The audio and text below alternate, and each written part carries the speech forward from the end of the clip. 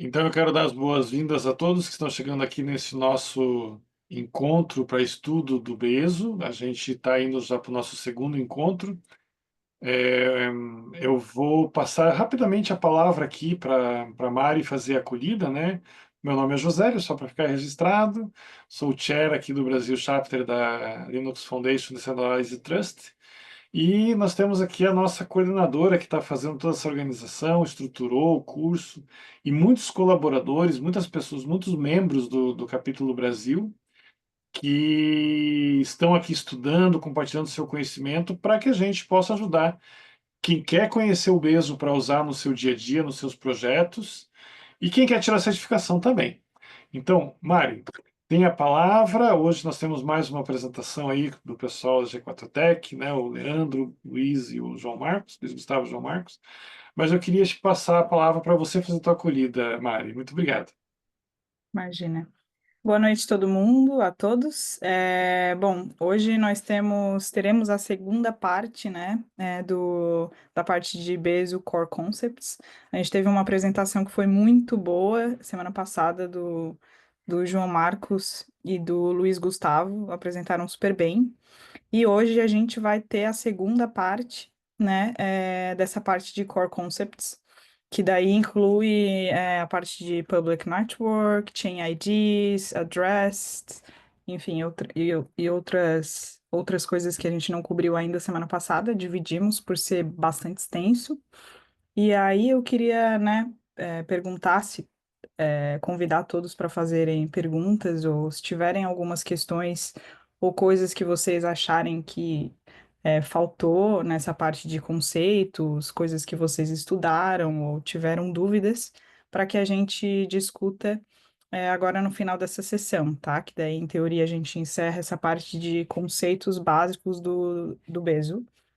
E a gente queria também estar trazendo o convite para quem quiser fazer uma. A gente quer fazer uma pergunta de dinâmicas e de perguntas e respostas. Uma dinâmica de perguntas e respostas na quarta-feira. E aí a gente queria saber se o pessoal tiver interesse. A gente vai ser uma sessão rápida ali, de 40 minutos a uma hora no máximo, só para estar passando por uns flashcards. Eu não sei se o dia está bom para todos, espero que sim. A gente pode estar discutindo ali no grupo e fazendo uma votação. Eu coloquei na quarta-feira à noite, porque para mim vai ser um dia livre, porque os outros eu estarei em um bootcamp, vou estar viajando, e aí eu queria depois ver contigo, talvez Luiz Gustavo, João, não sei se o Leandro pode estar também, mas a gente pode estar organizando essa questão da dinâmica das perguntas e respostas para fechar, né, essa parte de Bezo Core Concepts com todo mundo, tá? É, mas é isso, a gente pode estar discutindo os detalhes depois e, dado isso, a gente pode dar início a essa apresentação. No final, a gente discute esses detalhes e as dúvidas, tá certo?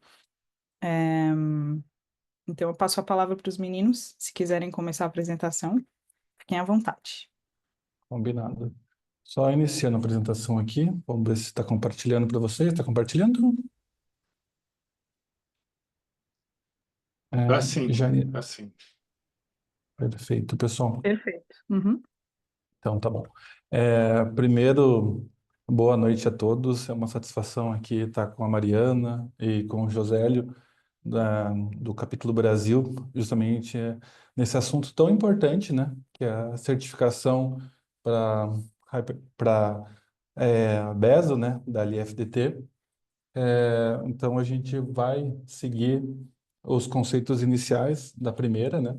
Deixa eu só passar aqui. Então, qual que é o escopo do segundo encontro, né?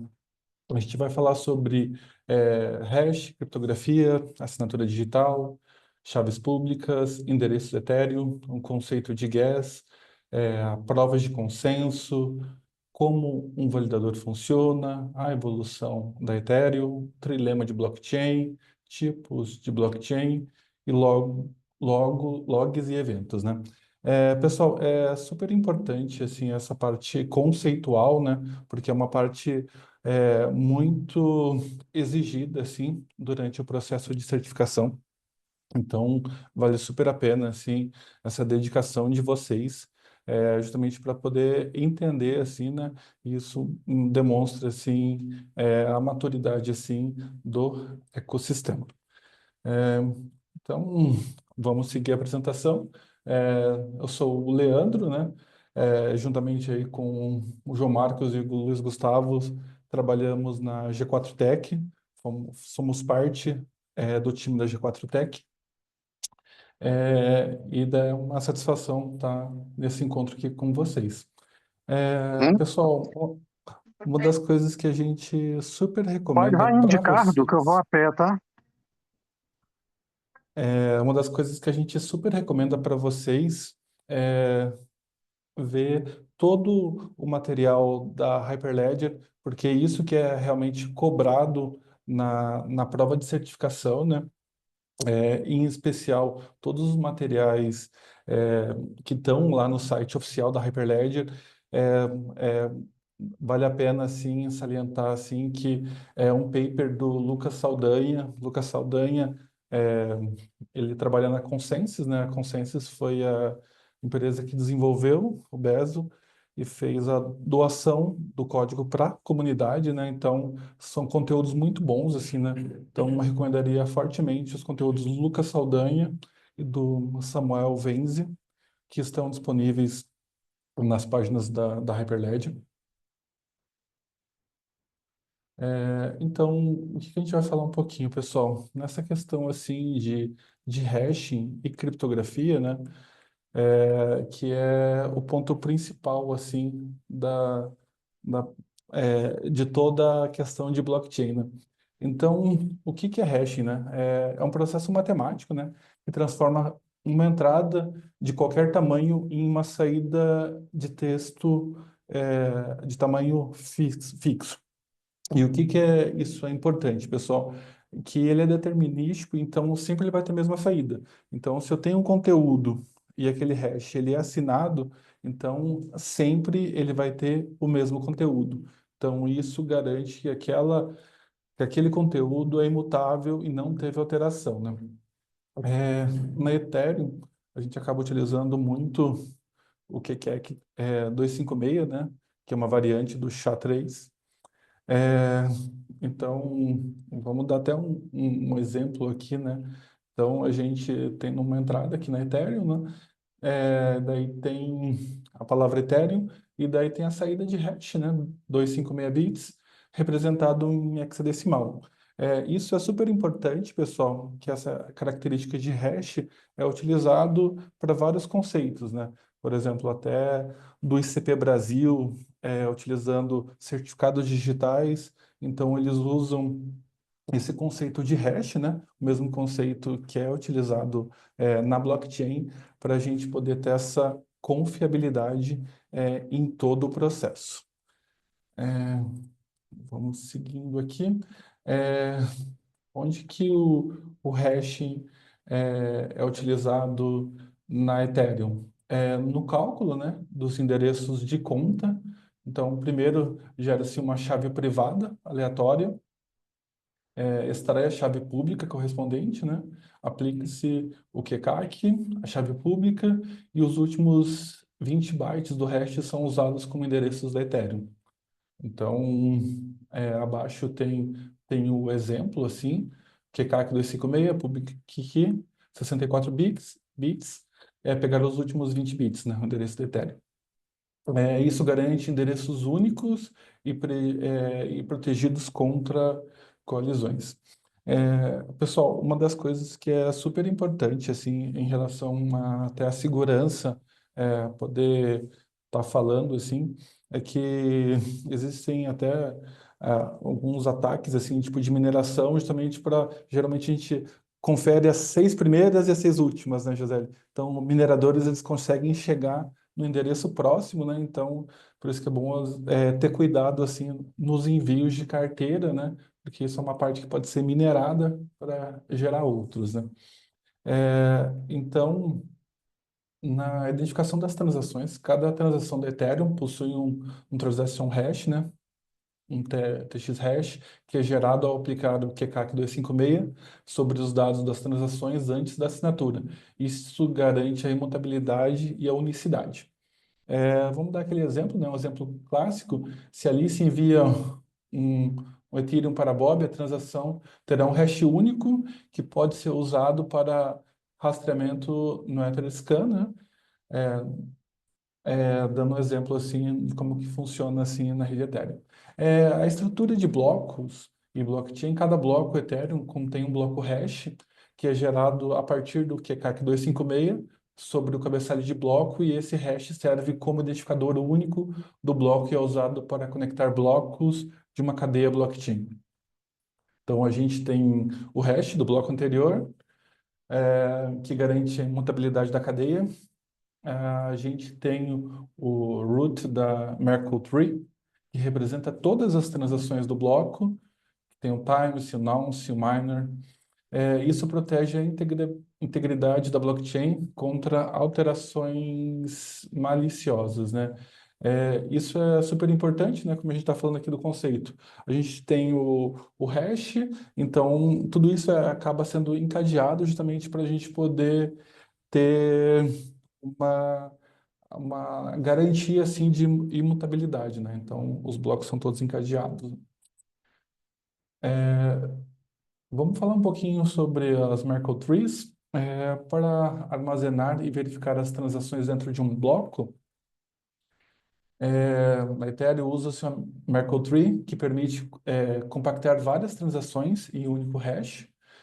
Então, cada transação é hasheada com um QCAC. Os hashes das transações são combinados recursivamente até gerar um único bloco raiz. Essa Merkle root é armazenada no cabeçalho do bloco. E qual que é a vantagem? É que permite verificações rápidas de transações sem precisar armazenar todos os dados. Aqui, dando um exemplo aqui de assinaturas digitais, esse DSA, o hashing é usado antes da assinatura do bloco para garantir uma transação seja segura e compactada. Os dados da transação são hasheados com QCAC 256 e o resultado é assinado com esse DSA, com curva elíptica, e todos os nós podem verificar a assinatura aplicando o mesmo hash. Isso assegura que apenas o bloco dono da chave privada pode autorizar as transações. Pessoal, esse aqui é um diagrama, né? Extraído do material do Lucas Saldanha, em que ele tem um exemplo aqui da Merkle Tree, e toda a árvore, né? No processo de certificação de estudo, recomendo assim revisitar até esse link que está no slide, porque esse é um tema que acaba caindo bastante na prova de certificação, esses conceitos, porque o conceito de Merkle Tree é o que realmente garante assim que ele salva todo o estado da rede e permite que a gente consiga saber assim que aquilo lá foi imutável até aquele bloco, né? Então a gente consegue garantir toda essa confiabilidade. Então, é, vamos falar assim um pouquinho assim dos conceitos, né? O que é essa criptografia, né? Que permite a gente fazer tudo isso. É a ciência que deixa a gente proteger as informações contra acessos não autorizados, né? Então, basicamente, a gente tem duas, né? Tem assimétricas, que é a mesma chave que criptografa e descriptografa, e a assimétrica, que são chaves distintas, né? Então, o que é a criptografia na Ethereum? O objetivo dela é explicar, assim, como é que a tecnologia, a criptografia é utilizada na rede Ethereum, é abordar o funcionamento da assinatura digital, e explorar a segurança baseada em criptografia assimétrica. Então, na rede Ethereum, a gente utiliza a criptografia para garantir a segurança, autenticidade e integridade das transações, contratos inteligentes, e o princípio método empregado é o método de curva elíptica, o SDSA. E como que funcionam essas transações, né? No modelo do Bitcoin versus o modelo da Ethereum. O Bitcoin utiliza um modelo de transações chamado UTXO, onde cada transação consome saídas não gastas de transações anteriores e gera novas saídas. O saldo de uma carteira é a soma de todos o TXO associados a seu endereço. E quais são as principais características? Transações são baseadas em saída e entrada, é, promove um maior paralelismo, privacidade e mutabilidade rígida. Por exemplo, quando a Alice envia 0,5 BTC para Bob, ela consome um EUTXO de 1 BTC e cria dois novos, de 0,5 BTC para Bob e 0,5 BTC de troco para si mesmo. No modelo de contas da Ethereum, diferente do Bitcoin, a Ethereum usa um modelo baseado em contas, similar a um cartão bancário. Cada conta mantém um estado global, que é utilizado para cada transação, e esse estado é armazenado e atualizado. As principais características das transações é que são operações que modificam o estado global, elas têm menos paralelismo, como as contas são atualizadas diretamente, transações concorrentes podem gerar problemas de dependência. E também a flexibilidade para contratos inteligentes. O modelo baseado em contas permite que contratos inteligentes armazenem e interajam de maneira eficiente.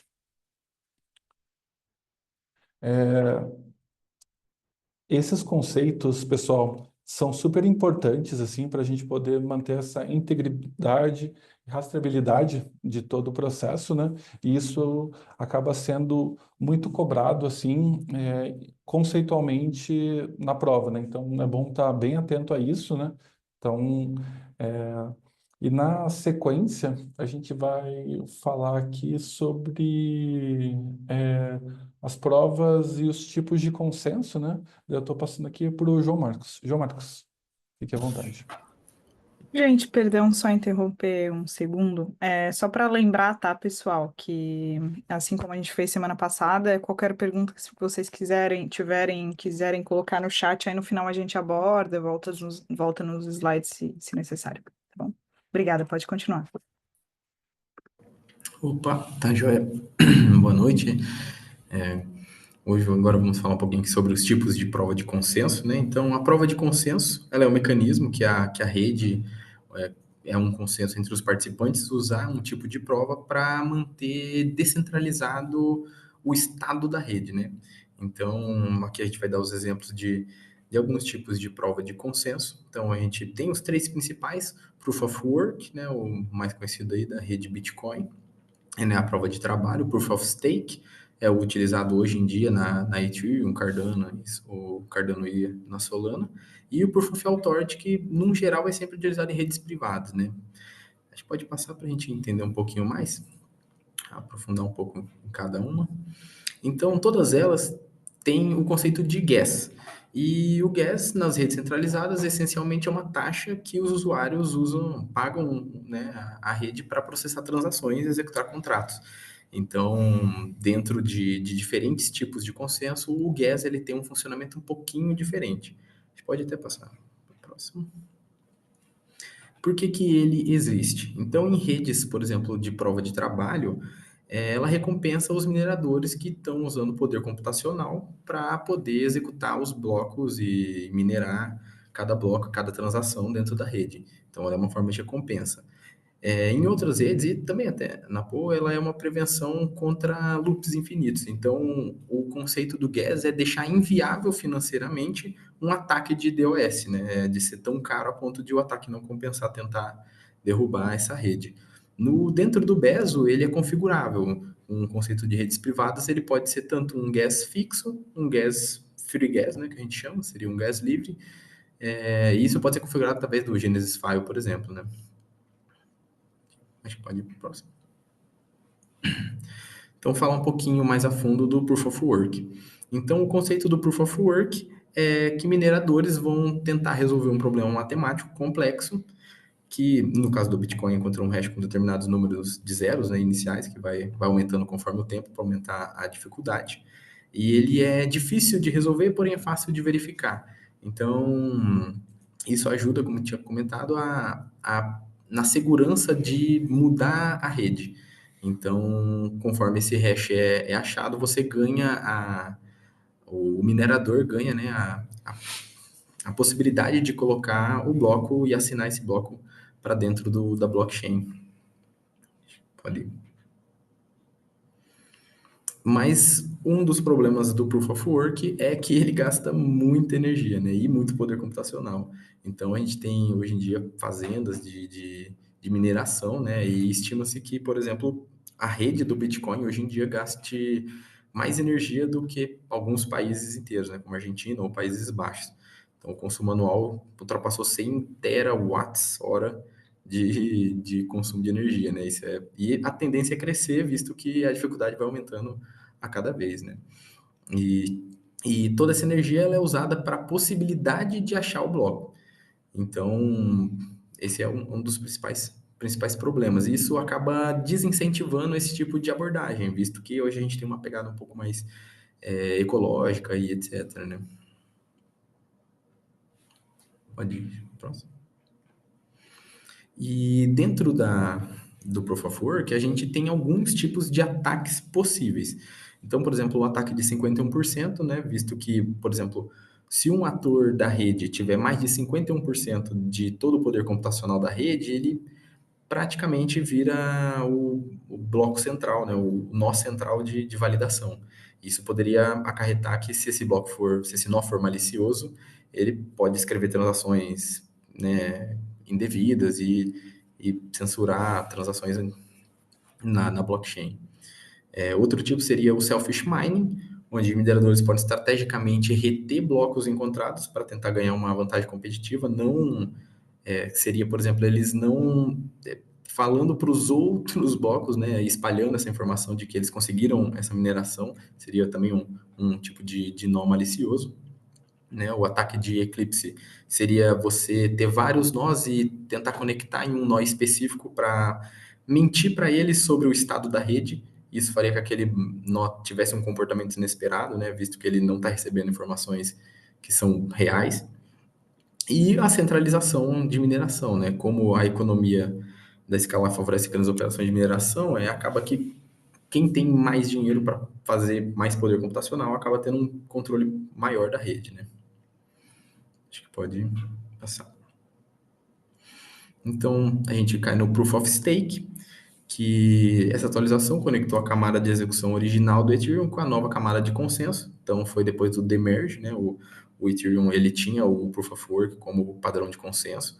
Então, depois disso, ele acabou aceitando o Proof of Stake, que é muito mais economicamente energético e mais rápido também que a validação do Proof of Work. Então, ele inseriu esse mecanismo de seleção de validadores baseados no stake em Ethereum, né?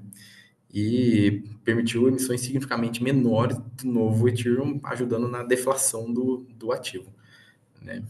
Pode passar. Então, como funciona o stake?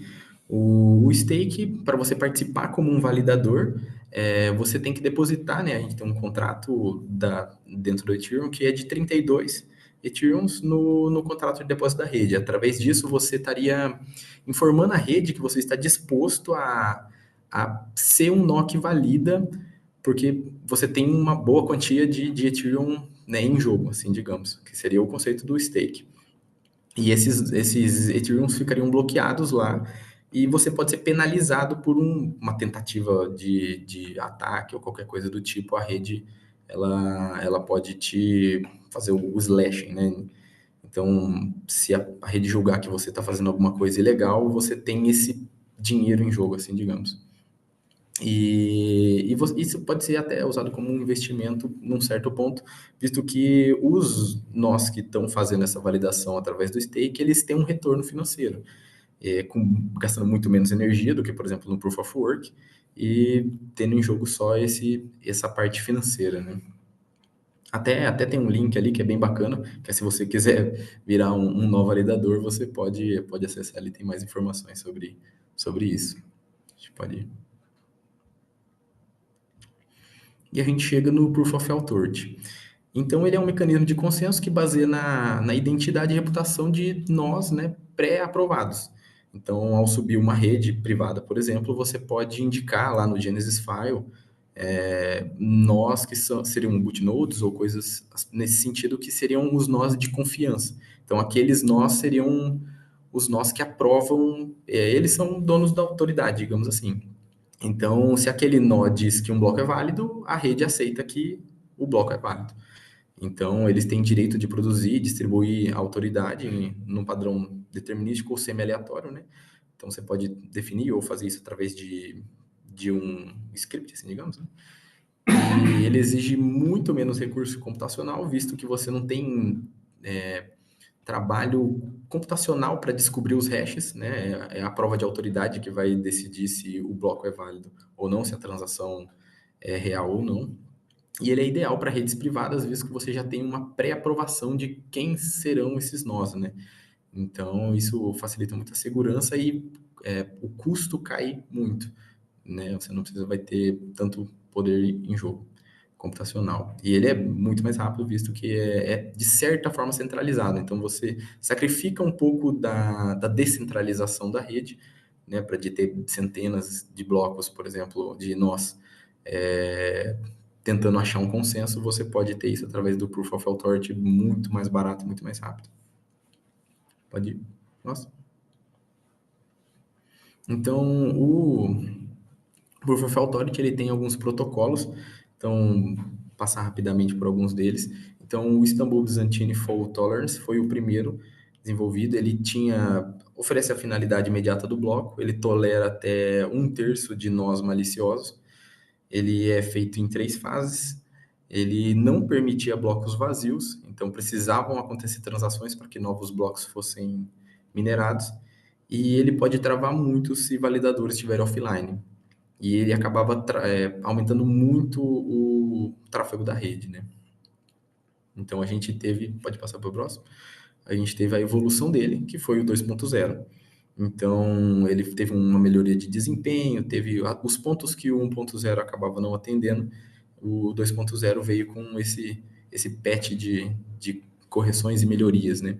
Então agora ele suporta blocos vazios, tem um melhor comportamento diante de problemas com a rede, né?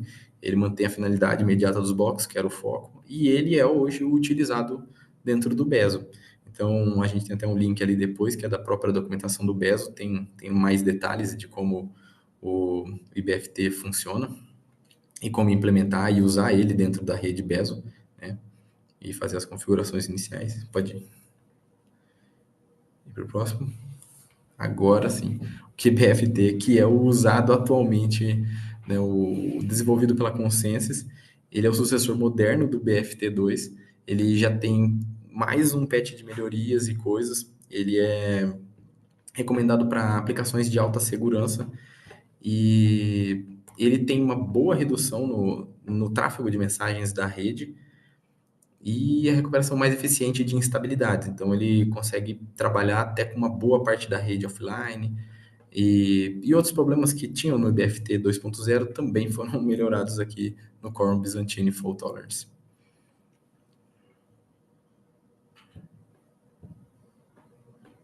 E a gente tem um outro protocolo também, que cai bastante até na parte lá de certificação, que é o Click, que ele é uma implementação mais leve e simples para os clientes do Go Ethereum, né, o GEF.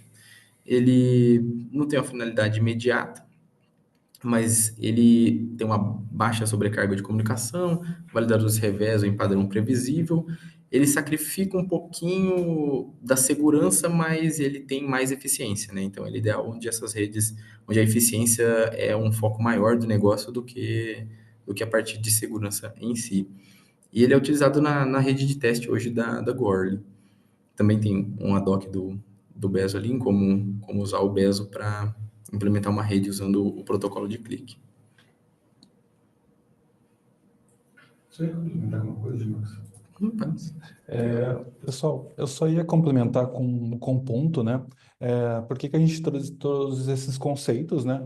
O Bezo, até no caso do Real Digital, a gente acaba utilizando ele com o padrão do Proof of Authority, mas na certificação acaba caindo muito as diferenças entre métodos de consenso. Então, a gente quis trazer aqui, justamente explicando assim, qual que é a diferença do Proof of Work, eh, e os algoritmos também, IBFT, QBFT e o clique, porque o que vai ser cobrado na prova e já foi comentado assim de questões que caíram, que era a diferenciação, né, de eh, quantos nós que precisam para rodar uma rede Bezo, é, qual que é o padrão utilizado no meio corporativo, qual que é a diferença do clique para o QBFT. Então, esses são conceitos muito importantes que a gente está passando para vocês justamente para poder deixar mais rico, né? E são pontos assim que não podem ser deixados para trás, pessoal. A gente poderia ter falado só sobre Proof of Authority, mas a gente quis pegar sobre todos os pontos, né? Para vocês terem um prisma mais de conhecer assim todos os pontos, né? Agora vou passar a palavra para o Luiz Gustavo. Luiz Gustavo, está com você. Bom, boa noite, pessoal. Conseguem me ouvir bem? Sim, tudo Beleza. certo.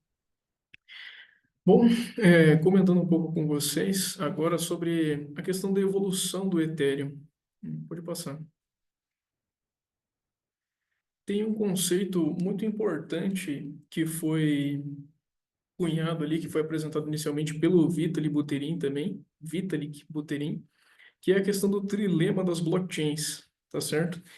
Esse é um conceito bastante importante para vocês, que eu recomendo uma atenção boa a esse conceito, e principalmente a comparação de um pilar com o outro dentro desses conceitos.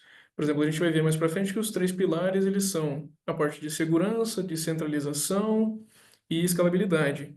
O que normalmente é perguntado é uma comparação ou um meio que um caso de teste, digamos assim, com alguma alteração na blockchain. Por exemplo, se eu pegar Ethereum e mudar o preço do gas, o que que acontece? Ela fica mais escalável, fica menos? Esse tipo de coisa. Se eu pegar a blockchain e tornar uma blockchain permissionada, o que que acontece? Ela fica mais segura, mais centralizada, menos centralizada? Esse tipo de coisa é bastante cobrado. Pode passar? Bom, como eu comentei, esses são os três pilares do trilema da blockchain. E o que seria um trilema? Um trilema, ele normalmente, ele tem esse nome porque ele forma um triângulo. Então, cada ponta desse triângulo, quanto mais para a ponta você vai em um dos pilares, mais distante você está dos outros dois, né? Então, quando você quer uma rede extremamente centralizada, ela vai ser menos escalável e mais segura, né? Como, por exemplo, uma rede privada, uma rede permissionada com o Bezo, por exemplo, ela vai ser bem centralizada, porque esse é o objetivo dela, mas ela vai ser um pouco menos segura, muito provavelmente pela quantidade de validadores existentes, e ela não vai ser tão espalhada e descentralizada como uma rede pública, e a escalabilidade dela também vai ser limitada, porque os recursos atribuídos a ela também são limitados, dado ao tamanho da rede, né? Normalmente, redes privadas não têm um tamanho nem próximo de uma rede pública, como a Ethereum, por exemplo. Pode passar. E, bom, com isso, tem uma comparação legal que dá para fazer com esses três pontos, esses três pilares, que são os tipos de blockchain.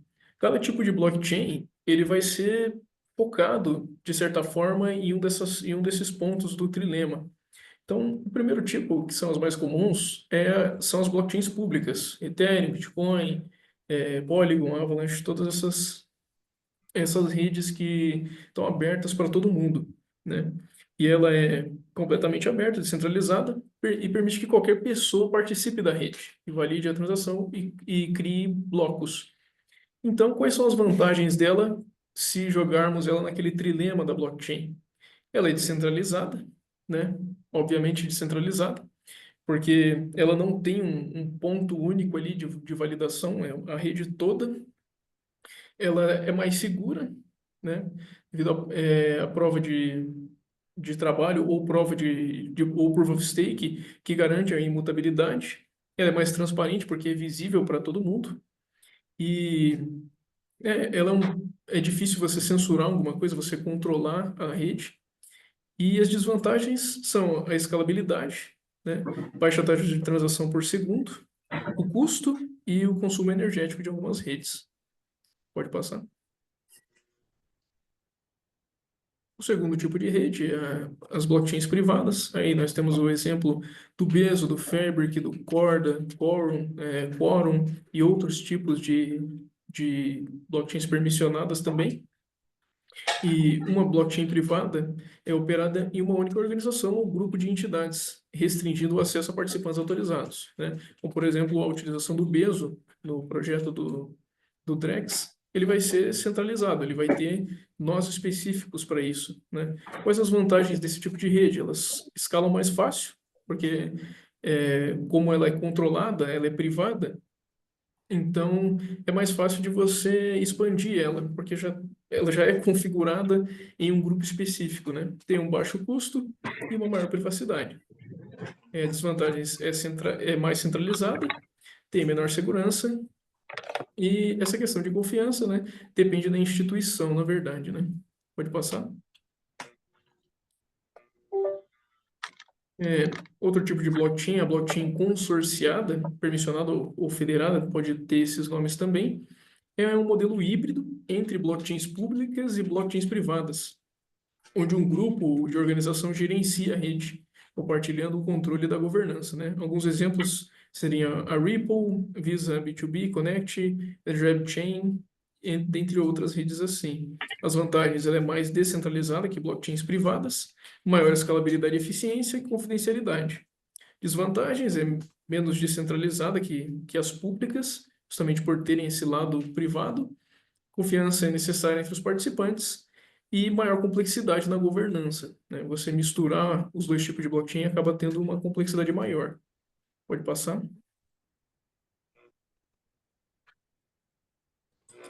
E a blockchain híbrida, uma blockchain híbrida combina características de blockchains públicas e privadas, permitindo que algumas transações sejam visíveis publicamente, enquanto outras permanecem privadas. Ali alguns exemplos, a Chiefin, Dragon Chain também. As vantagens, elas têm maior controle sobre privacidade, alto desempenho e interoperabilidade. E as desvantagens, a implementação complexa e dependência de terceiros. Pode passar? Bom, agora um termo interessante também que vai facilitar para entender alguns conceitos da evolução do Ethereum, que seriam os tipos de forks, né? Tem dois principais tipos, que são o soft fork e o hard fork, né? Os soft forks, o que eles seriam? Eles são forks, no caso forks é meio que, bem entre aspas, uma cópia ali, você pegar a rede, meio que copiar a rede, né? E o soft fork, você cria uma nova versão da rede, mas ela ainda é compatível com redes anteriores, né? Por exemplo, você troca um consenso, né? No caso, como foi a da Ethereum. E tem um hard fork, né? O hard fork, você muda completamente a blockchain, ela fica incompatível com as versões anteriores. O exemplo foi em 2016, o DAO fork, que que a Ethereum sofreu um ataque e acabou sendo dividida na Ethereum e Ethereum Classic. Esse ataque a gente vai comentar um pouco mais para frente ali também. E esse link, é interessante dar uma lida nesse link, porque além dele abordar outros tipos de fork, uns tipos mais específicos, ele também apresenta vários tipos de ataques à blockchain.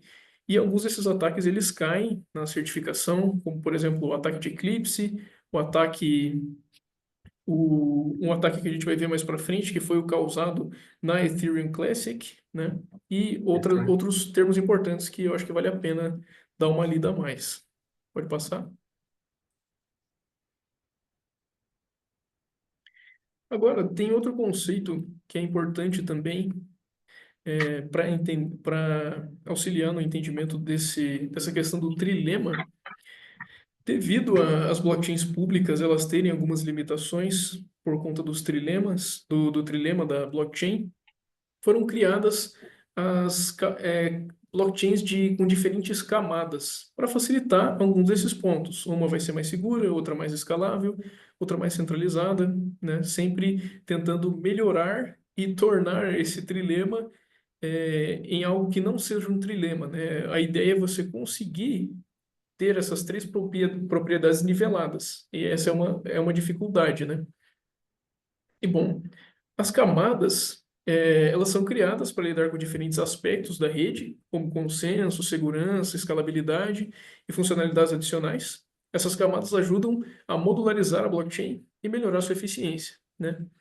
Então, o primeiro tipo ali seria as Layer 0, camada de protocolo. Ela é uma base de infraestrutura blockchain, né? Muitas delas responsáveis por conectar diferentes blockchains e principalmente permitir interoperabilidade, né? Que também é um certo desafio entre algumas blockchains, você manter comunicação entre elas, né? Principalmente se forem com um consenso diferente ou às vezes não forem EVM compatible. A gente vai ver esse termo também, né? Algumas características das Layer Zeros: o protocolo que permite comunicação entre múltiplas blockchains, permite a criação de blockchains personalizadas para chains ou subnets, facilita a interoperabilidade e escalabilidade. Em alguns exemplos, né, a Polkadot, bastante conhecida, usa o conceito de Relay Chain para conectar parachains, né? Ela consegue conectar blockchains e fazer meio que uma ponte entre elas. Cosmos, Inter-Blockchain Communication e Avalanche, arquitetura baseada em subnets, né? Pode passar. Bom, aí temos as Layer 1, camada base. Aí, a Layer 1, elas são as blockchains principais, onde a rede funciona de maneira independente e gerencia consenso, segurança e execução de transações. As características, né?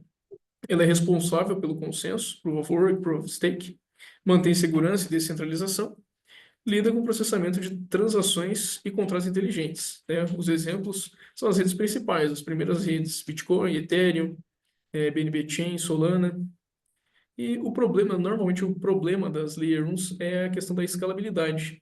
A maioria das camadas 1 enfrenta problemas de escalabilidade devido ao trilema, né? Segurança, descentralização e escalabilidade. Então, para resolver isso, vão surgindo melhorias ao longo do tempo, né? Um exemplo é o Charging e soluções de Layer 2. A gente vai ver mais para frente também. Pode passar. E as Layer 2, soluções de escalabilidade.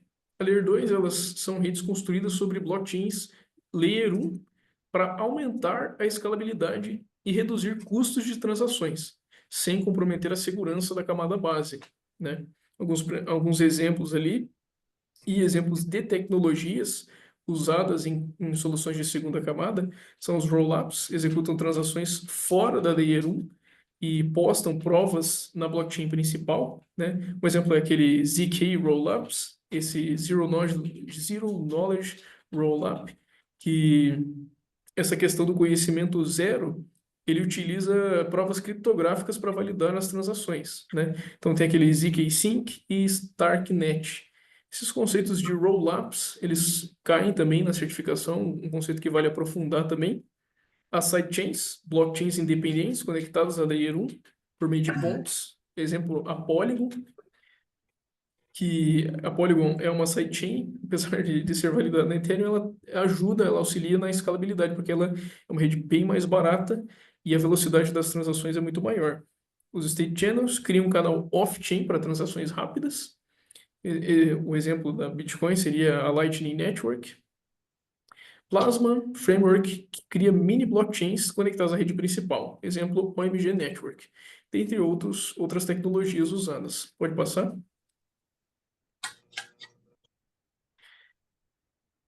A Layer 3, aplicações e protocolos, né? O Layer 3 seria a camada de... seriam as aplicações que as pessoas desenvolvem dentro das blockchains, os protocolos de comunicação. A gente tem alguns exemplos ali, Uniswap, Aave, Decentraland e outras aplicações. Seriam os dApps, né? Pode passar. E agora, um conceito importante também, que cai bastante, é a questão da EVM compatible, né? O que é uma blockchain compatível com a EVM. EVM é Ethereum Virtual Machine, acho que a gente chegou a comentar no primeiro encontro, e é o ambiente de execução de contratos inteligentes. Então, um contrato compilado ele vai ser executado pela EVM, né? Então, todas as redes que possuem essa estrutura EVM elas vão o mesmo contrato pode ser executado nelas. Por exemplo, um contrato executado na Polygon é um contrato executado na Ethereum devido a essa compatibilidade. Para quem aí já ouviu falar da JVM, que é a do Java, é algo parecido, né, na questão da linguagem de programação. Você consegue executar o mesmo código Java, diferentes sistemas operacionais, devido à JVM. Ali tem alguns exemplos de blockchains que são EVM, vantagens e desvantagens. Pode passar. Bom, aqui, agora só falando um pouco rapidamente da linha do tempo da Ethereum e das principais alterações que ela sofreu ao longo do tempo. Ela começou lá em 2013, 2015. Esse ponto a gente abordou no primeiro encontro, como ela foi lançada, as principais diferenças entre ela e o Bitcoin, né? Pode passar. Depois disso, em 2016 a 2020, teve a questão do hard fork, né? A criação da Ethereum Classic. De novo, isso foi causado devido ao ataque, né? Ao ataque que a Ethereum Classic sofreu. O tipo de ataque, ele é chamado ataque de reentrada. O que seria esse ataque, né? Mais para frente vai ter uma imagem ali e também uma referência. Esse tipo de ataque ele manipula uma vulnerabilidade dos contratos inteligentes, né? Se puder passar o slide, ataque de reentrada, ele explora a maneira como algo chama a função fallback nos contratos inteligentes. Ali tem um link para a documentação do Solidity para ver as funções de fallback, pode passar. E aqui, no lado esquerdo, tem um exemplo de como funciona esse ataque, né? Nessa ilustração, um contrato inteligente do DDAO, que foi essa DApp da Ethereum Classic, ele mantém uma variável de estado chamada balances. Esses balances, eles guardam os valores que cada investidor tem, né? Seria um mapping da, dentro do contrato da DAO, e ele rastreia o investimento de cada investidor, né? Só que qual que é o problema? Ele tem esses contratos, quando o contrato do investimento ele tem uma função de saque, né? E o hacker se aproveitou disso de uma forma, ele se passando por um investidor, né? E depois que ele deposita os Ethers no contrato, dá ao hacker o direito de fazer um saque, né? Porque agora ele está como investidor no contrato. Só que qual o problema? Quando ele chama a função de saque, o contrato, o DAO tenta enviar o Ether para o hacker, só que o hacker ele fez o contrato incompleto de propósito. Ele retirou uma função que chama uma função receive do contrato, então ele não recebe, né? E quando você faz uma requisição, né, tenta fazer uma transação para o contrato e ele não tem como receber, ele chama uma função de callback. Nesse momento é que o hacker ele faz alguma injeção de algum código malicioso nessa função de fallback e ele fica fazendo isso em ciclos, né? Então ele fica meio que sacando, o contrato envia, ele não recebe e ele pode fazer alguma alteração nesse período, né? E ele fica fazendo isso várias vezes em ciclos, né? Então, até na época, se vocês lerem mais para frente esse artigo da Chainlink, eu recomendo. Fala não só do ataque, mas de outros detalhes também da evolução da Ethereum. Ele, ele explica certinho, mostra exemplos de contratos e fala também que até teve uma equipe que estava fazendo a mesma coisa para tentar recuperar os fundos para os investidores. Então, bem interessante. Pode passar.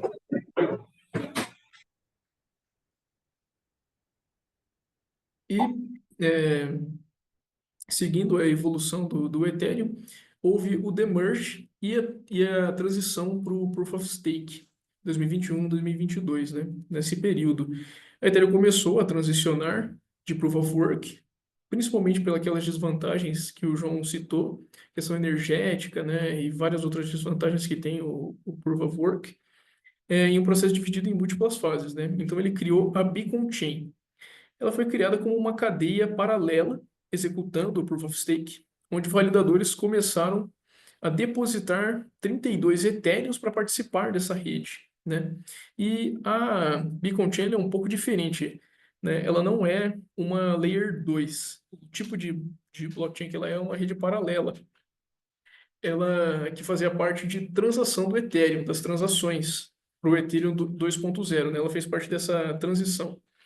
E ela basicamente executava transações e contratos inteligentes, né? Mas a Ethereum Mainnet ainda estava no Proof of Work e ela fazia essa parte de consenso do Proof of Stake, né? Então ela foi fazendo isso até que o pessoal conseguiu trocar efetivamente para o Proof of Stake na rede principal. Pode passar? Aí, no 4, né, até possíveis alterações para o futuro, possíveis atualizações e tecnologias.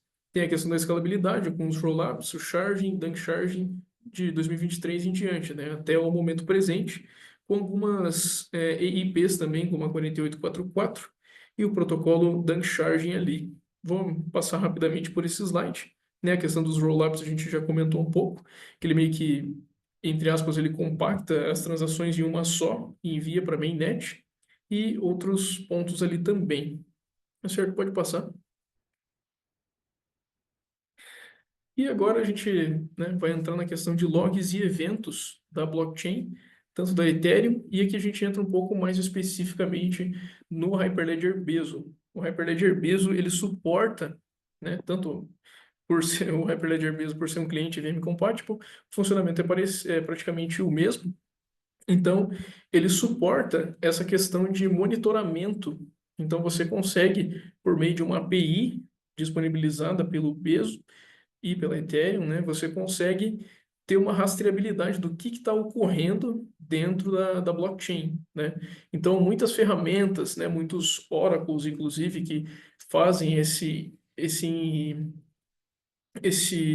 intermediação off-chain para que a gente consiga saber o que está ocorrendo dentro da blockchain é feito através dessas APIs disponibilizadas pelos nós. Pode passar? Então, o que são logs e eventos? Os logs eles são registros gerados por contratos inteligentes durante a execução e eventos são disparados por contratos inteligentes. Os logs eles ficam nos nós, mas eles não fazem parte do estado global, né? E essa ideia de não fazer parte do estado global é que o fato de existir o log não vai alterar a estrutura gerada do hash do bloco ou do estado global da blockchain. Pode passar? Então, algumas das integrações possíveis com o Hyperledger Bezo, algumas ferramentas que dá para você integrar a ele, seria o Prometheus e Grafana, que é uma das principais. E um detalhe que é interessante, depois até de olhar com mais calma na documentação, é que muitas das flags que são utilizadas na CLI do Bezo para você executar o Bezo, elas são cobradas na certificação. Então, às vezes tem uma pergunta específica, como habilitar as métricas no Hyperledger Bezo, na execução, né, na inicialização. Então, a gente vai ver ali as flags necessárias. Pode passar? Não, só comentando, além do Elasticsearch no slide anterior, tem essas outras ferramentas que também dá para integrar com o Bezo, o Jagger, o FluentD, InfluxDB e ferramentas de CIEM também, Splunk, né, para segurança e compliance, né? Pode passar. E bom, essa parte de logs, né? Os logs, tem os logs de execução do nó, que registra eventos do próprio cliente mesmo, incluindo sincronização, transação e conexão da rede, configuração via log 4j, aí já é uma questão um pouco mais técnica, eventos da blockchain, os logs armazenados pelos contratos e tudo mais, você pode filtrar esses logs ou buscar logs específicos e consultas via JSON RPC, que a gente vai ver ali mais para frente. Pode passar? Ali, para configuração de logs, você tem essa flag menos menos login. Você pode filtrar os tipos de login, os níveis de login possíveis, questão de informação, erro, avisos, para debug e para tracing, rastreamento, né? Pode passar? A questão da emissão de eventos, aqui tem só um exemplo de um contrato, de como ele faz ali para emissão do evento, que ele usa aquele prefixo emit, né? Então, quando ele executa, ele vai realizar esse evento e você consegue recuperar esse log. Pode passar?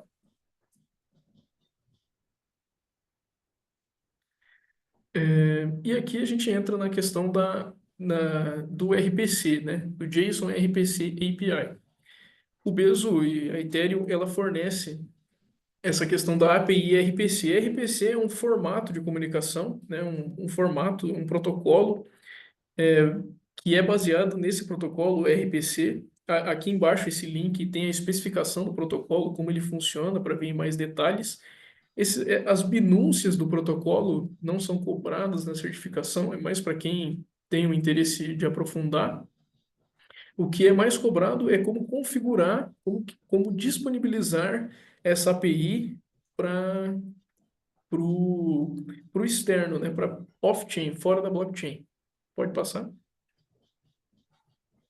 Então aqui tem algumas flags ali que são cobradas. A questão do RPC HTTP Enable, que você habilita essa API. Então, se você roda o Bezo com com essa flag, ele vai disponibilizar lá uma porta dentro do seu computador, né? E você vai poder fazer requisições para aquela porta usando o protocolo JSON RPC, né? O nome dos métodos, né? Como vocês podem ver nesse exemplo abaixo, que tem naquele formatinho JSON RPC 2.0, o método é o getLogs, né? Em alguns parâmetros. Esse é o formato da requisição, né? Você faz a requisição nesse formato. É como se fosse ali um cabeçalho HTTP, como se você estivesse montando uma requisição, mas ele está nesse formato JSON. Pode passar? E aqui tem alguns exemplos dos principais métodos chamados ali, getLogs, newFilter, block number e alguns outros dados assim. Pode passar? E agora tem a questão do monitoramento, né? Para você habilitar também a questão do monitoramento, você tem essas flags aqui, Metrics Enable, Metrics Host e Metrics Port. Interessante, essas aqui, tanto as anteriores do RPC quanto essas, é interessante decorar, porque elas caem bem direto, assim, o que que essa flag faz, ou às vezes é múltipla escolha com essa flag, né? E quando você faz isso, ele vai habilitar um endpoint para você consultar algumas informações do Bezo também. Pode passar? E bom, aqui é só um exemplo de uma requisição HTTP para esse endpoint com a porta configurada, né? E aqui tem a questão da documentação. Interessante ver essa parte de monitoramento, que é uma parte que realmente traz perguntas que não são difíceis, mas se você não tiver visto pelo menos uma vez para que aquela flag serve, a chance de acertar é pequena. Pode passar? Isso. Então, isso, pessoal, tá finalizada a minha parte aqui. Obrigado. Obrigada, Uhum. Brunos. Obrigado, pessoal. Tem mais alguma coisa técnica que segue, não, da apresentação de vocês? Leandro? Não, Mariana, a gente deixou justamente para a gente ter um tempo maior de perguntas, assim, justamente Aham. para a gente poder bater um papo com todo mundo, né? E só salientando, a gente tentou colocar mais referências possíveis, tanto do trilema, as questões técnicas de variáveis, com alguns exemplos de coisas que caíram, né? Justamente para ser um guideline para as pessoas que forem estudar assim no futuro, assim. Não, exatamente. Muito bom. Achei bem bom. Bem boas as demonstrações de vocês, a apresentação muito bem estruturada. Então, eu queria abrir um pouco, né, para discussão. Se vocês quiserem começar a conversar, eu posso abrir aqui o chat e a gente vai indo perguntas a perguntas para abrir os tópicos, tá? Primeira pergunta aqui do Josélio é sobre as questões da prova, elas são mais conceituais ou é necessário analisar os códigos de arquivo de configuração, smart contracts, etc. Tá? Isso daí eu falei com algumas pessoas, não chega a ter smart contracts, mas chega a ter muito questão de configuração. Ah, não, você vai usar o Grafana, vai usar o Prometheus. Ah, que métricas que você precisa habilitar? Isso cai. Mas um código, é, um smart contract, não. Não caiu até agora, né? Aham. Tá bom. Quer colocar mais alguma coisa, Josélio? Bem, Estender aqui a pergunta. eu fiz a certificação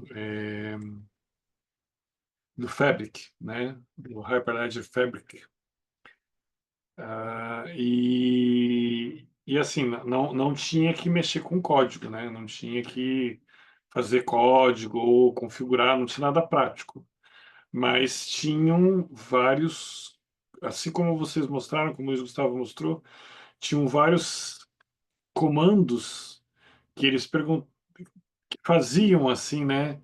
Questionamentos sobre como isso funciona, qual é o comando para fazer isso, esse comando, os parâmetros, tal.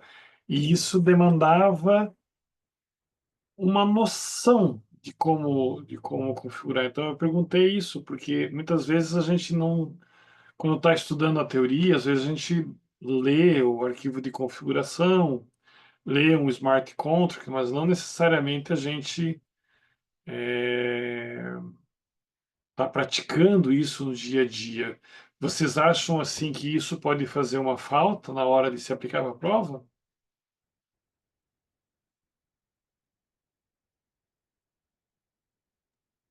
Pô, Josélio, essa questão assim da lógica de programação em si, diria que pode até considerar é importante, é interessante você saber como funciona, né, a questão dos eventos, as principais funções de um smart contract, né?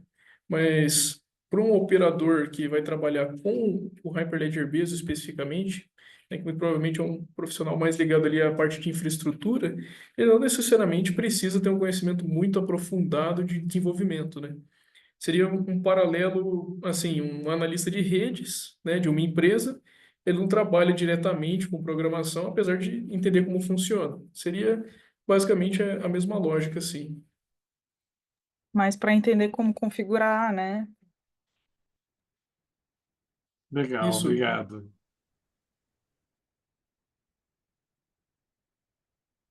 E uma coisa, José, que vale salientar é que aquela distribuição de peso que o pessoal colocou é o que é praticado mesmo. Ah, conceitos. Agora me falha a memória, 20, 30%, então é o que mais eles pegam.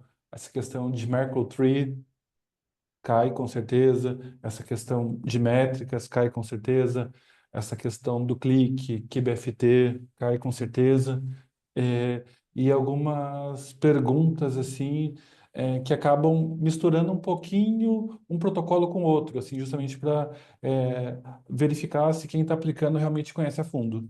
Então, vale a pena, assim, realmente esses conceitos, assim, conhecer muito bem, dedicar um tempo, porque cai sim. Ou seja, toda essa diferença da estrutura de cada protocolo ali de prova de consensos, né? Ou seja, a estrutura do clique inteiro, né? Esse tipo de. Isso, Uhum. principalmente o G, a tolerância à falha, um terço de tolerância à falha, como que a Merkle Tree salva toda a estrutura, então, justamente para ter confiabilidade, então, é uma coisa fantástica, assim, né?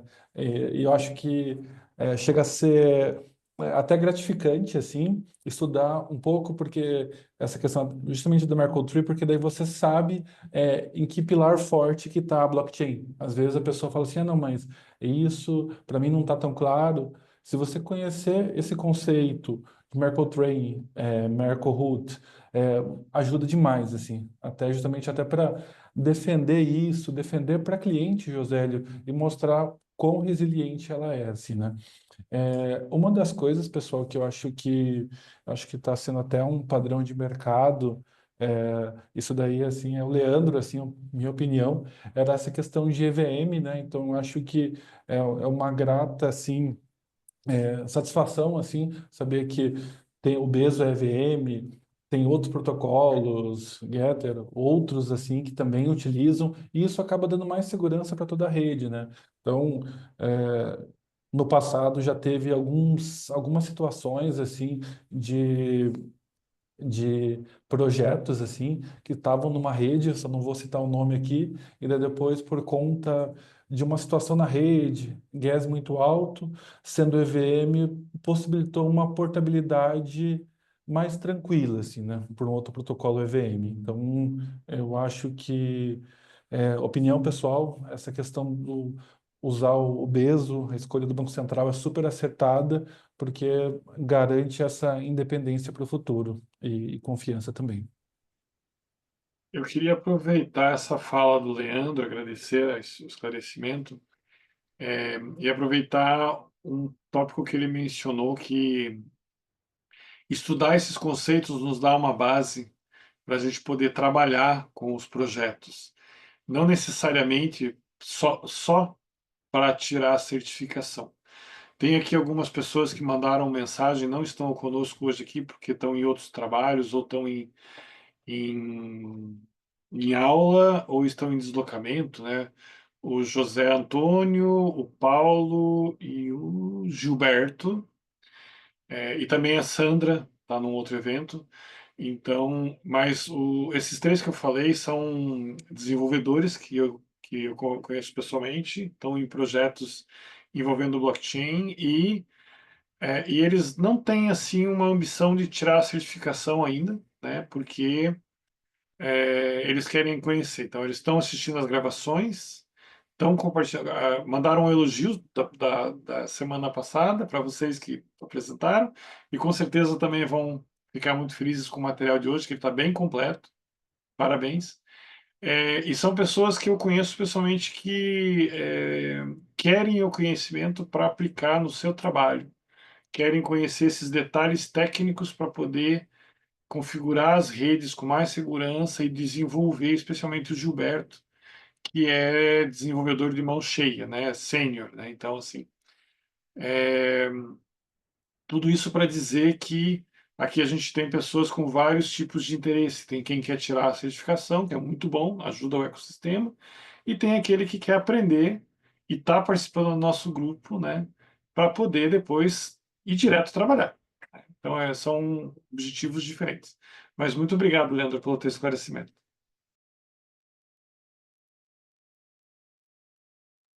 Certo. Eu acho que só teve uma pergunta que faltou responder. Deixa eu só pegar aqui. João Marcos, se puder colocar a pergunta, daí depois eu já coloco a resposta. Eu acho que, não sei se a Mariana vai continuar, eu acho que vai ler no chat ali as próximas perguntas. Pode ser? Posso ler, mas se tu quiser colocar alguma coisa. Não, só ia complementar também, né? Engatando aos assuntos aí que vocês mencionaram que vão cair na prova. Tem a parte de roll-ups, eu acho que também o Luiz Gustavo destacou, né? Então, só para o pessoal ficar ligado. Então, podemos seguir as perguntas ali, então, né? A próxima seria do Jorge, que perguntou se precisa de muito conhecimento do Ethereum para fazer a prova, e o que seria o POH da Solana. Certo. Jorge, te respondendo, precisa ter conhecimento, sim, precisa ter rodado os nós, Bezo, e ter conhecimento dessa estrutura, assim, como a gente falou.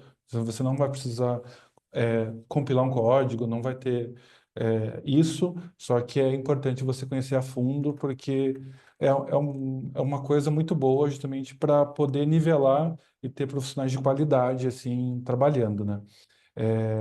Mas se dedicando assim é super possível, né? Com esses materiais que a gente citou aqui, Depois, se for necessário, pode entrar em contato com a gente, né? Então, falando um pouquinho só do Proof of History da Solana, né? Ela incorpora registro de tempos verificáveis diretamente na blockchain, né? Permitindo que os nós da rede estabeleçam uma ordem cronológica dos eventos sem depender de uma fonte centralizada, né? Isso é alcançado por meio de uma função de atraso verificável que executa uma função de hash resistente, né? Então, essa é um outro paradigma. Depois eu coloco até a resposta inteira aqui, com até o próprio link. Jorge, tá para você. Pode deixar. Já coloco.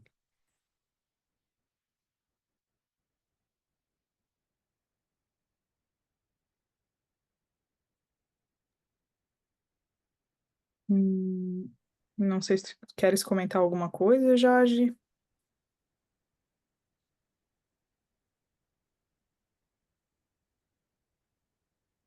Não? Tá certo. É, tudo ok. Tá bom, obrigada. A próxima pergunta é do Jusilei. Deixa eu ver aqui. Opa. Para o contexto de uma rede privada, podemos considerar então que o trilema não seria um problema, uma vez que a centralização, nós, validadores pré-definidos, é intencional, ela é escalável e segura, faz sentido? Sim, Jusilei, faz sentido, né? Que o objetivo da rede privada ela é ser mais centralizada, é ter um controle a mais dentro da blockchain, das transações e da validação das transações, né? Então, elas é um pouco mais escalável, é mais rápida esse tipo de rede privada, né? A questão da segurança ela é um pouco afetada em comparação às redes públicas, né? Devido ao fato de estar centralizada, né? Então, se um ataque for específico para uma organização, ele pode ter uma chance maior de ser afetado, né? Questão de vetor de ataque ou um campo de ataque, né? Por ser centralizado, ainda é difícil, mas, né, dependendo do tamanho da rede, da segurança da organização, né? E, e é isso, sim, ele pode ser visto como uma vantagem, né?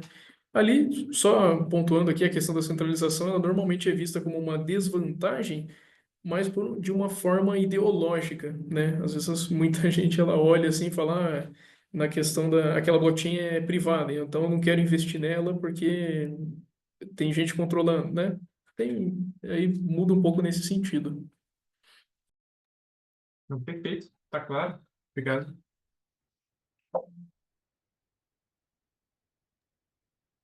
Tá certo. Mais alguma coisa, Jusilei? Tudo certo? Tudo certo, Mariana. Tá claro a resposta. Obrigado. Tá certo, obrigada. A próxima pergunta seria da Clara, é isso? Ela perguntou como que a gente pode fazer para praticar os comandos da rede blockchain do Bezo. Teria como criar uma rede local para testar? Ou tem em algum lugar na internet? Isso é até uma questão que a gente estava discutindo, Clara, no primeiro encontro sobre a prática. Bom, o Leandro respondeu ali com um vídeo. Mas, bom, a gente estava pensando, a gente abre aqui para discussão também, né? Mas a gente quer montar um workshop prático, assim, para montar um ambiente, para que cada um monte o seu ambiente de casa e poder estar praticando alguns comandos. E o voluntário para esse workshop foi o Alex, ele não sei se ele está aqui, que poderia se manifestar. E aí eu tenho isso pensado para a próxima semana a gente fazer um workshop para montar um ambiente e praticar alguns comandos. Eu vou confirmar com ele e aí eu compartilho no grupo com vocês, tá? Enquanto isso, se alguém tiver mais algum material ou tem uma resposta alternativa para ela também, fica aberto aí o microfone, tá, pessoal? Não, perfeito, Mariana. Eu acho que é super válido, assim, justamente para dar mais celeridade e realmente fomentar essa comunidade, né? Eu comentei ali com um vídeo do próprio Samuel Venzi, que está na própria documentação oficial da Hyperledger, que ele explica passo a passo como monta essa rede, né? Mas eu acho que essa questão que você falou do workshop acaba sendo muito rico, porque acaba tirando dúvida, assim, todo mundo sai ganhando nesse processo. Exato, né? Eu acho mais dinâmico, né? Em vez de tu ver um vídeo e tentar fazer, porque a gente tem pessoas aqui de diferentes níveis, né? Eu acho que é interessante a gente fazer esse passo a passo primeiro, assim, para ter essa base. Então, eu acho que seria legal fazer um workshop extra para isso, tá? Mas eu até deixo aberto aqui. Vocês acham interessante fazer essa semana ou semana que vem? Ok. Eu pensei lá para semana que vem a gente faz um workshop prático. Essa semana a gente faria um workshop só aberto de perguntas e respostas. Mas se eu conseguir encaixar o workshop prático também junto com essas perguntas e respostas, até daria, só que eu acho que vai ficar muita coisa. Seria mais só uma dinâmica de. Essa semana o que eu tenho pensado é essa dinâmica de flashcards, que eu até conversei com o Luiz, que a gente tem umas perguntas e respostas de toda essa parte de conceitos básicos que a gente viu até agora, e a gente vai fazer uma dinâmica ali. O pessoal responde na hora e a gente vê se acerta, se não acerta e discute alguma coisa que ficou pendente, tá? E aí na semana que vem a gente segue com essa parte prática, depois do encontro principal. Jusélio, tu levantou a mão? Pode falar. Da minha parte, eu queria sugerir que a gente fizesse esse hands-on, né, de subdoc, ele fazendo uma sessão separada, Uhum. porque a gente tem algumas coisas assim bem específicas, né, dessa área de blockchain, questão de Docker, como preparar o ambiente, como ver o ambiente, né, funcionando.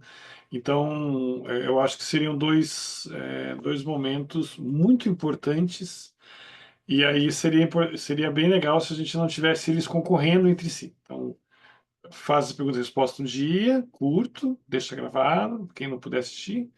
Depois faz o outro laboratório, né? Prático, numa outra sessão também. Uhum. E documenta, porque tem gente que pode ter que repetir o laboratório prático algumas vezes para poder pegar o conceito, não está tão acostumado, sabe? Sim, sim, sim. Não, tá certo então. Então tá, então nos organizamos para fazer esse workshop prático de ambiente, então, para a próxima semana. E essa semana a gente tenta fazer, encaixar. Eu vou conversar ali com o Luiz Gustavo. Pode falar, Luiz. Só complementando, Mariana, a pergunta da Clara ali também, uma dica interessante para compreender bem tanto essa questão dos fundamentos da Ethereum, como essa questão do Bezo, além de executar o Bezo, rodar ele em rede pública, privada, como está no vídeo ali do Samuel Benz, vai fazer no workshop, é legal também fazer alguns testes com uma carteira, né? Um exemplo, a MetaMask, uma Exodus, você instalar no navegador, se conectar a alguma rede de teste, né? Uma testnet, baixar minerar os faucets lá em algum site, e você fica brincando ali, assinando uma transação, enviando para uma carteira, para você entender como é a dinâmica dentro da blockchain, né? Tendo toda essa bagagem teórica, você consegue ver certinho o que que acontece em cada etapa, né? Então é interessante também. Bem legal o que tu colocou, eu achei, Luiz Gustavo. Até seria interessante, de repente, tu documentar algum caso, assim, né, prático. Se tu puder, sei lá, escrever ali um cenário prático de como praticar, ou do que olhar, né? Seria legal também, uma documentaçãozinha assim já deve existir também, né? Mas para estar compartilhando isso, para fazer o pessoal também aplicar em casa, né? Se quiser praticar em casa também, eu acho que seria interessante. E também para trazer para o nosso workshop prático, né? De repente a gente faz essa parte de montagem do ambiente e aí passa por alguns cenários onde a gente pode estar olhando isso na prática. E Faz sentido. fechado, faz sentido, acho que é um ponto bacana, assim. Legal. A gente vai conversando então. É, Certo, então, passando, temos mais perguntas? Não. Da Dinamo Jeter está perguntando se vamos subir em Docker e fica muito fácil de subir e descer o ambiente. Muito bom. Tem mais alguma coisa que tu gostaria de complementar aqui, Jeter?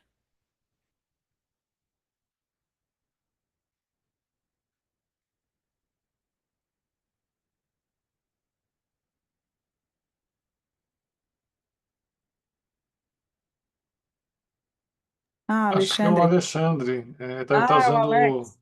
É o Alex. Deve estar usando o O computador de outra outro. pessoa. Seja bem-vindo, Alex. Tudo bem? Não sei Pode se ele abrir. está com microfone. Tá certo. Talvez. Aham, Semana passada ele estava em deslocamento, Alex. tá certo. O Alex. Então, o O, Alex. o Alex, o Alex tinha comentado que ele tinha um ambiente que a gente podia colocar antes de continuar. Quero dar as boas-vindas ao pessoal do Paraguai que está aqui com a gente, né? Mário Castro, Entrei Azenharala, tarde, tem mas as entrei. pessoas. Sejam bem-vindos. Obrigado. Sejam muito bem-vindos. Mas voltando, o,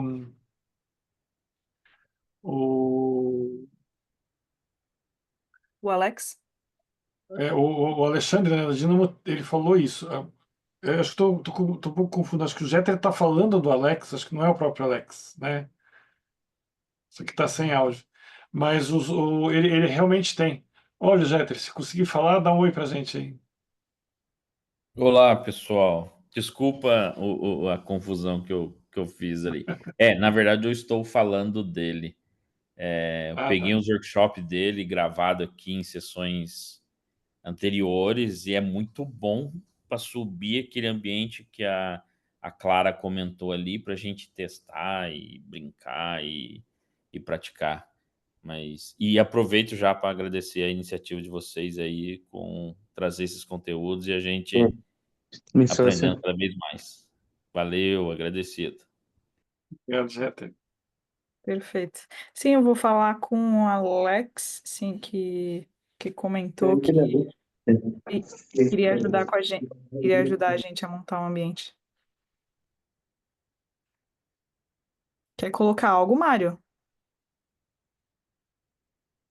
Olá, Mário. Não, Tá ouvindo a tudo gente? bem. Tudo bem? Bom, então O em Ma... relação. Uhum, pode seguir. Bom, então em Desculpa. relação a isso, a gente vai falar com o Alex para montar esse workshop. Eu vejo isso para a semana que vem. E nessa semana, o que eu quero fazer na quarta-feira, porque na quarta-feira que me sobrou de tempo, é fazer uma dinâmica ali de uns 40 minutos de perguntas e respostas com flashcards para cobrir e terminar de fazer uma dinâmica para essa parte de conceitos. Queria saber se tá tudo ok, se quiser me responder depois também, meninos, se vocês têm um tempo para fazer isso nessa quarta. O que que vocês acham? A gente consegue. Né? Tá, Hum. perfeito. Então, ali na quarta, no mesmo horário, a gente entra e faz uma dinâmica ali, 40 minutos, passa pelos flashcards. Então, todos estão convidados, se quiserem trazer mais algumas perguntas também, ou coisas que vocês, que de repente, né, não está claro agora, vocês revisitam. E a gente passa por umas perguntas e respostas, faz essa dinâmica aí, a gente vê como flui, né, para estar aplicando isso para os próximos encontros também, tá? O Marcelo tá parabenizando aí o conteúdo de vocês. Obrigada, Marcelo. Parabéns aos apresentadores de hoje, gente. Foi incrível. E eu vi que É, vocês foram bem objetivos, né? A gente está aqui num tempo bom de 1 hora e meia, praticamente. Vocês foram bem objetivos, bem práticos, deixaram o conteúdo nos slides que a gente pede para compartilhar. A gente vai colocar esse conteúdo lá no Drive e também a gravação. A gente vai colocar no Drive o arquivo com a gravação e já falei com o pessoal da RFDT, Mariana, hoje de tarde. A gente vai colocar isso no canal do YouTube e vai ficar lá registrado isso. É um material muito valioso para esse grupo e para os próximos que vão estudar. Então, Parabéns aí a todos que prepararam o material, Luiz Gustavo, Leandro, João Marcos, e parabéns você pela condução, Mariana. Muito bom, parabéns então, gente. Obrigado. Imagina, obrigada, parabéns para você também. Então é isso, pessoal. Se não sei se tem mais nada da parte de vocês, alguma pergunta, manifestem agora, senão aí nos encontramos oficialmente na próxima semana, mas essa semana, na quarta-feira, então, teremos uma dinâmica de perguntas e respostas para essa parte de Bezo Concepts, tá certo? Certo. Era só um agradecimento, Mariana, parabenizando assim a sua condução, assim está sendo bem legal. E o Josélio também do LFDT, assim que está fazendo um trabalho fantástico, assim. Então, o Josélio é sempre uma pessoa muito generosa, acaba compartilhando boas informações de andamento de mercado, o entusiasmo assim da LACchain, tem uma super estrutura, o pessoal crescendo, investindo, o pessoal do Banco Central. É só parabenizar, assim, pela resiliência, assim, e pela construção dessa comunidade, José. Eu acho que vai trazer frutos, assim, tanto para a comunidade, quanto para o sistema financeiro nacional, assim. Então, parabéns, Mariana, parabéns a todo esse ecossistema que está sendo construído, pessoal. Obrigado, Leandro. Parabéns a todos nós. Todos estamos aqui. Imagina, né, gente? Segunda-feira, tempo, todo mundo com a agenda corrida, um monte de coisa e tal. E a gente está aqui estudando, né, compartilhando. E vocês, eu sou testemunha do trabalho que o Leandro e a G4Tech, junto com o João Marcos e o Luiz Gustavo, fazem. É, gente, para chegar nesses slides, pensa quanto tempo eles trabalharam entre si, conversando, pesquisando, né, condensando e ficou perfeito. Então, assim. Nossa, falando de generosidade, vocês são assim incríveis. Muito obrigado. E os próximos encontros estão vindo aí com muito material bom, né, Mariana? Com certeza. Nós temos aí pela frente a parte de networking, né? 2 semanas de networking, que a princípio quem vai cobrir será o Thomas, do Itaú, né? Que não pôde estar aqui com a gente agora, mas na semana que vem nós já conversamos, ele vai estar cobrindo nas próximas semanas aí a parte de networking. E aí seguimos daí. Mas aí na próxima semana, enfim, a gente vê a questão também da dinâmica prática. Eu vou só definir aqui no calendário se de repente a gente vai deixar na segunda-feira reservada para essa dinâmica prática, talvez valha a pena abrir esse espaço. E a parte de networking para a próxima semana, mas eu vou revisar o cronograma e aí eu mando tudo certinho no grupo para vocês, tá?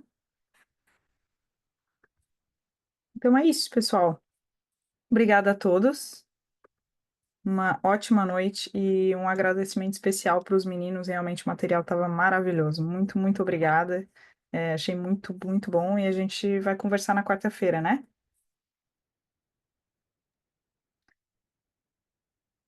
Combinado. Compromisso marcado. Certo, então. Boa noite, pessoal. Qualquer Valeu, dúvida, de gente. novo, vamos mandar todos os materiais ali na Wiki e as perguntas também. A gente pode estar conversando no WhatsApp, pode me chamar no privado, tanto os meninos quanto eu, José, tá? Todo mundo a gente está aberto aqui a trocar ideia, tá? Se tiverem também alguma sugestão, coisas que queiram melhorar, a gente está aberto a ouvir também. Muito obrigada, pessoal. Boa noite, tá? Vou fechar aqui. Valeu, pessoal. Boa noite, pessoal.